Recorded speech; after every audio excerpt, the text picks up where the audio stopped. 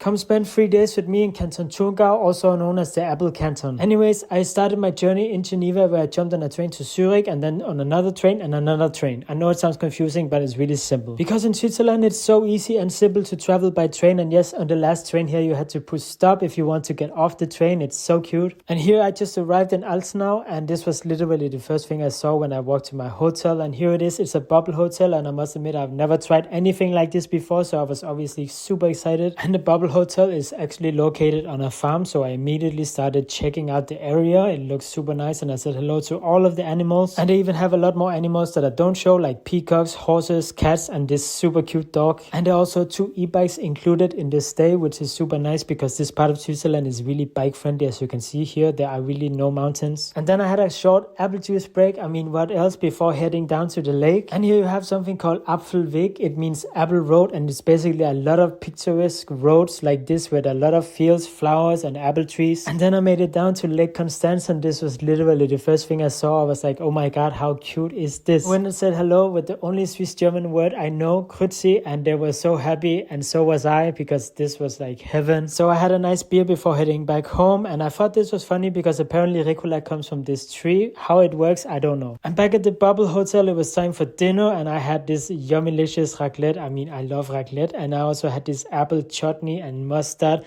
It was so good, trust me. Then I enjoyed the sunset a bit, and voila, the first day is done. And the next morning I woke up and I slept like a baby. And it got even better when I had this homemade breakfast. It was so good, and of course more apple juice. And then I went to the next town. It's called Romanshorn, and it has a beautiful lakeside and a lot of restaurants, and I managed to find a really nice one here. The restaurant was underwater themed, and the decor was just perfect, and I enjoyed this apple cider while waiting for my entree. And as you just saw, my entree was actually pretty massive, and it was so good. Then I had a pork steak. It was so tender, so it was perfect, and this butter was just amazing. So all in all, this was really yummy-licious. Oh, and I almost forgot the dessert. It was also really good, and then it was time to go to the next town. So this town is called Arbon, and it's a very old town, and here behind this old building is my hotel. And the owners are so nice to speak French, English, and German. Then I went down to the tourist office, and oh, by the way, this is where we are. And then I went on a guided tour, and I will write more in the captions because this place has a lot of history. And after my guided tour, I went down to check out the Sauer Museum. As you can see here, this is pretty much what they did. This company has been so important for this small town, and I guess in a way it still is, although it has been closed for a long time. And just outside of the museum, there's a very cool place where I enjoyed a local beer, and it's definitely approved. Then I decided to go check out a local restaurant, and on my way there I saw what I thought was art, but it was actually just a man who put his head inside the wall. Anyways, this is the restaurant that everyone is talking about in Arbon, and they make yummy-licious burgers. Also had some sweet potato fries and this nice drink. And the next morning I woke up to an epic breakfast buffet. I mean, this is just the best way to start the day, am I right? It definitely made me really happy, and here are just a few examples of what I had in the breakfast buffet. Then I checked out at the hotel with this nice present before heading to the Momö Museum, and here I learned so much about the history of making apple juice and cider. Because did you know that almost all of the apple production we have in Switzerland is centered in this region? This is something I love about Switzerland. It might be a small country, but it seems to me that each canton have their own thing. And in Thurgau, it's definitely apples. And here's another fact: you can make juice out of 80%